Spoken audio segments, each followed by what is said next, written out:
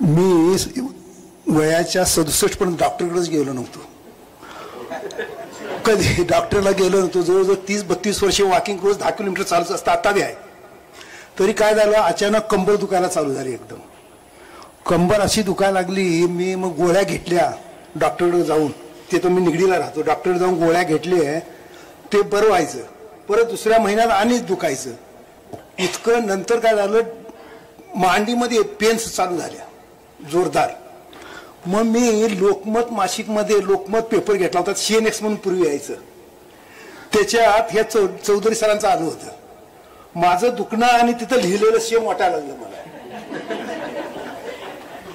म्हटलं ह्या सरांच्याकडे जावं. म्हटलं बघावं काय होतंय काय.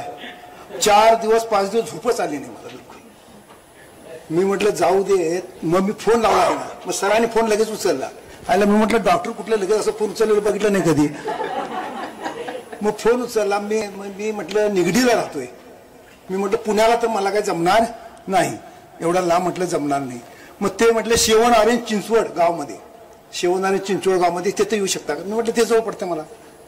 मी तिथं गेलो. शनिवारची अपॉइंटमेंट 8/4/19. मग तिथं गेलो. मग त्यांनी बघितलं सगळं, पाय वगैरे उचलून वगैरे बघितलं. मग ते म्हणायला लागले MRI करायला लागेल. म्हटलं MRI केलं. MRI मध्ये झोपलो. माझा पायच थांबायला तयार नाही. इकडं तिकडं सारखं व्हायला लागलं. मग पाय बांधून ठेवला माझा पाय तिथं. तेव्हा त्यांनी MRI काढलं. तर म्हटलं 35 मिनिटं बिलकुल हलायचं नाही तुम्ही.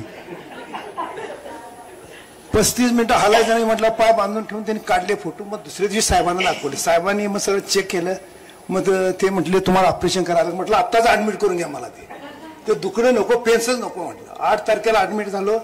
रात्रभर त्यांनी सगळं चेकिंग केलं. 9 तारखेला माझं ऑपरेशन झालं. ऑपरेशन झालं एकदम इतकं झालं ना, जरा कसलं दुखलं बी काय नाही, काही नाही दुखलं मला.